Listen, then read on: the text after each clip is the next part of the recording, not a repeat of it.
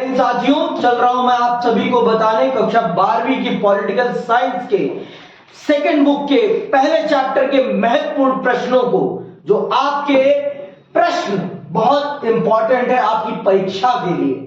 इन प्रश्नों को आप जरूर करके जाएं। और जैसा कि आप देख रहे हैं, पहला प्रश्न मैंने क्या लिखा है? पहला प्रश्न है, राष्ट्र निर्माण की 3 प्रमुख चुनौतियां क्या थी, विस्तार पूर्वक बताइए। पहला चैप्टर, दूसरा चैप्टर और तीसरा चैप्टर, पहला चैप्टर, दूसरा चैप्टर और तीसरा चैप्टर इन 3 समस्याओं की ही बात कर रहा है। जैसा कि आप सब जानते हैं, पहला चैप्टर है राष्ट्र निर्माण की चुनौती। तो आप सब जानते हैं कि देश विभाजित हुआ, देश विभाजित हुआ, जिस कारण से राष्ट्र निर्माण की चुनौती का सामना करना पड़ा। देश विभाजित हुआ, देश में 565 देशी रियासतें थी जिनका हमने एकीकरण किया, और ये सारी चीजें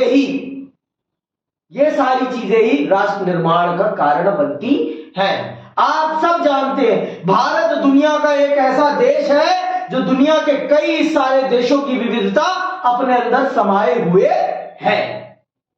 भारत एक ऐसा देश है जो अनेक देशों की विविधता अकेले अपने अंदर समाये बैठा है।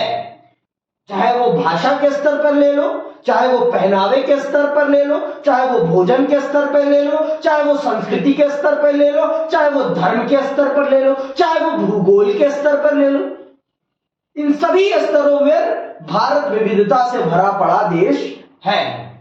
तो इसीलिए इस विविधता के भरे फूल को, इस विविधता से अलग अलग रंगों वाले फूल को, अलग अलग खुशबू वाले फूल को एक माला में पिरोना बहुत ही मुश्किल काम था, और उस मुश्किल काम को बहुत ही सरलता पूर्वक किया गया, जिससे कि आज आप देखते हैं कश्मीर से लेकर कन्याकुमारी तक, लद्दाख से लेकर कन्याकुमारी तक पूरा भारत एक है। गुजरात से लेकर, गुजरात के कच्छ से लेकर आप देख लें आज अरुणाचल प्रदेश के अंतिम कोने तक भारत एक है। इसका परिणाम राष्ट्र निर्माण है।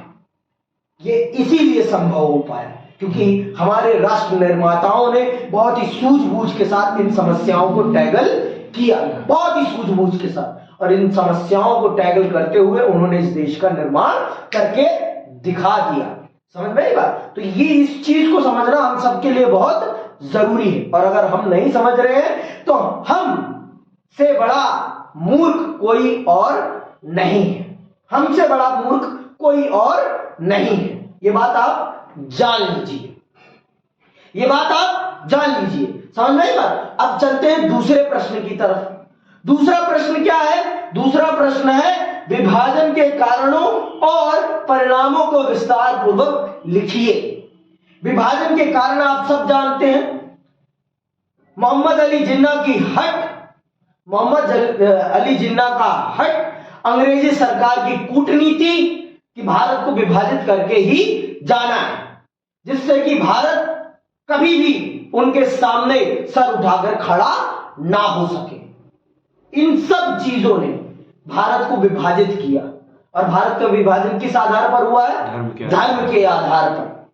पाकिस्तान का निर्माण किस आधार पर हुआ है? धर्म के आधार पर। ये बातें याद रखनी है आपको। उसका प्रमुख परिणाम क्या हुआ?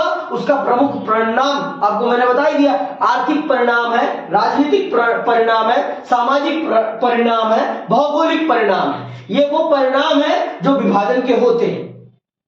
आर्थिक नुकसान भी हुआ है, राजनीतिक नुकसान भी हुआ है, सामाजिक नुकसान भी हुआ है। आज देखो आप, कटुता है, 2 समुदायों में आज भी कटुता है, चाहे हिंदू, मुस्लिम, सिख, इन तीनों समाजों में एक दूसरे के प्रति कटुता का भाव आज भी विद्यमान है। कटुता का मतलब समझते हो ना? द्वेष है, द्वेष भरी दृष्टि से देखते हैं। लड़ाई की दृष्टि हमेशा रहती है हमारी, प्रेम भाव की दृष्टि तो होती ही नहीं है हमारी। हम हमेशा मुसलमानों को शक की दृष्टि से देखते हैं। हम सोचते हैं कि मुसलमान हमारा हक मार रहे हैं, और मुसलमान सोचते हैं कि उनका हक हम मार रहे हैं। दोनों एक दूसरे को शक की दृष्टि से देखते हैं। हम हिंदू खासकर ये मानते हैं मुसलमानों ने भारत का विभाजन कराया था। हम ये मानते हैं। मानना भी कहीं से, देखो ये कहना भी गलत नहीं हुआ, लेकिन आज जो पीढ़ी है मुसलमानों की वो उसके लिए जिम्मेदार नहीं है।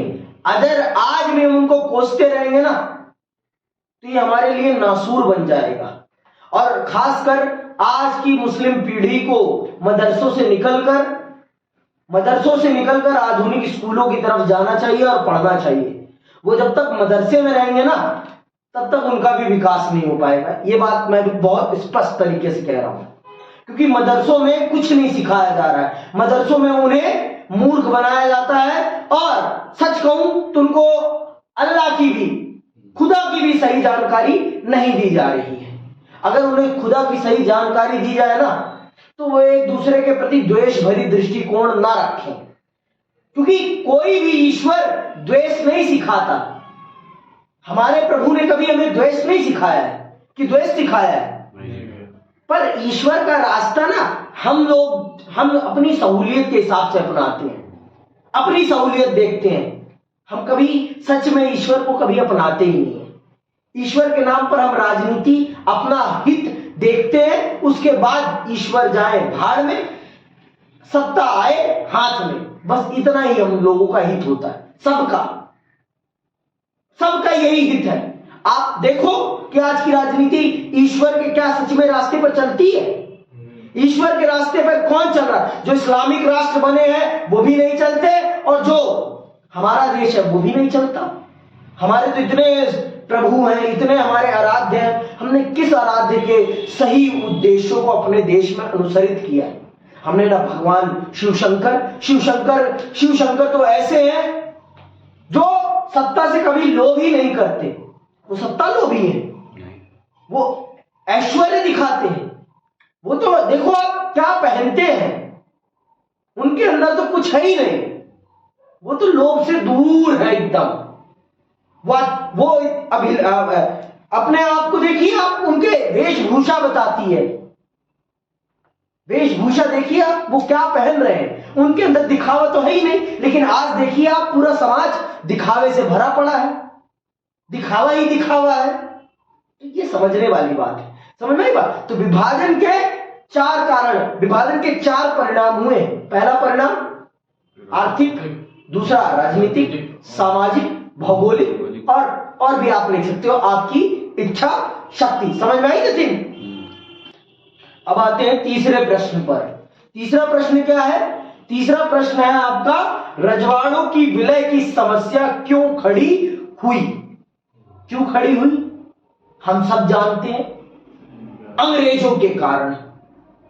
अंग्रेज जाते जाते, मैंने आपको बताया ना, अंग्रेज जाते जाते इस देश को छिन्न भिन्न करके जाना चाहते थे, छिन्न भिन्न करके।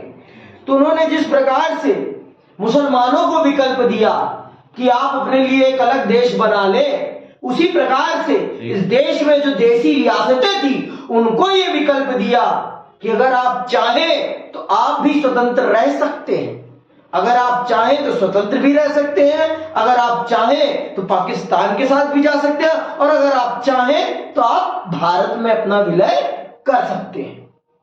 तो इस प्रकार से यह समस्या खड़ी होती है, और इस समस्या का समाधान सरदार वल्लभ भाई पटेल जी ऐसे करते हैं जैसे कि कोई समस्या ही नहीं थी। उन्होंने बहुत स्मूथ तरीके से अपनी कूटनीतिक, राजनीतिक चपलता से इस समस्या का समाधान किया, और पूरे भारत को विविधताओं से भरे फूलों को एक माला में पिरोकर मां भारती के चरणों में अर्पित कर दिया। तीन देसी रियासतें थी जिन्होंने ना नुकर करे। कौन कौन? जूनागढ़, हैदराबाद और जम्मू कश्मीर। आप सब जानते हैं जम्मू कश्मीर का विलय एक विशेष प्रावधान के अंतर्गत किया गया था, धारा 370 के अंतर्गत, जो कि आज भी है। उसका एक आर्टिकल है 35A, वो समाप्त किया गया है। आपकी सरकार आपको मूर्ख बनाती है। 35A समाप्त हुआ है और कुछ समाप्त नहीं हुआ। हाँ, उनके पूर्ण राज्य का दर्जा समाप्त कर उन्हें 2 केंद्र शासित प्रदेशों में विभाजित कर दिया गया है। एक है आपका जम्मू कश्मीर और दूसरा है आपका लद्दाख। और आजकल लद्दाख में आंदोलन चल रहे हैं जो आपको आपकी प्रमुख मीडिया चैनल कभी नहीं दिखाती। अंबानी जी के बेटे की शादी दिखेगी, लेकिन मुद्दे जनता के नहीं दिखेंगे। क्यों अंबानी जी के बेटे की शादी दिखती है, इसका कारण भी मैं आपको बता देता हूं, क्योंकि सारे न्यूज चैनल ही उन्हीं के हैं। तो उनकी टीआरपी ना बटोरी जाए, उनको फेमस ना करा जाएगा तो फिर किसे करा जाएगा। उनको फेमस करना बहुत जरूरी है, उनको जन जन के मन में बसाना कि हाँ अब वही इस भारत के राम है, ये बताना बहुत जरूरी है इस देश को। समझ में आई बात, भगवान बताना, पोर्ट्रे करना बहुत जरूरी है। इसके साथ अब आते हैं अंतिम प्रश्न और बहुत ही महत्वपूर्ण प्रश्न। 100% चांस है कि इस चैप्टर से ये प्रश्न आ जाए। ये प्रश्न है आपका, राज्य पुनर्गठन आयोग का काम क्या था, इसकी प्रमुख सिफारिशें क्या थी। राज्य पुनर्गठन आयोग का प्रमुख काम था राज्यों के निर्माण का आधार बताना कि किन आधारों पे भारत को राज्यों में विभाजित किया जाए। हम सब जानते हैं भारत एक संघीय प्रणाली वाला देश है, जिसमें सत्ता के 2 स्तर होंगे, एक पूरे देश के लिए और दूसरा राज्यों के लिए।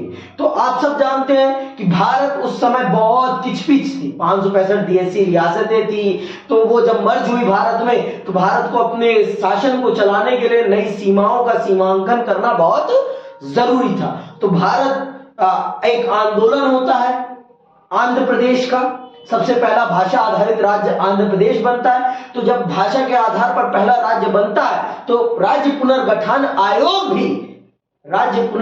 आयोग भी यही समीक्षा करता है और भारत सरकार को यही सिफारिश करता है कि भारत के राज्यों का निर्माण भाषा के आधार पर करना सबसे ज्यादा सही है, क्योंकि भाषा एक ऐसी कॉमन चीज होती है जो हर धर्म का व्यक्ति, हर संस्कृति का व्यक्ति बोलता है, चाहे वो अलग अलग संस्कृति, अलग अलग धर्म, अलग अलग भोजन, अलग अलग किसी का भी हो।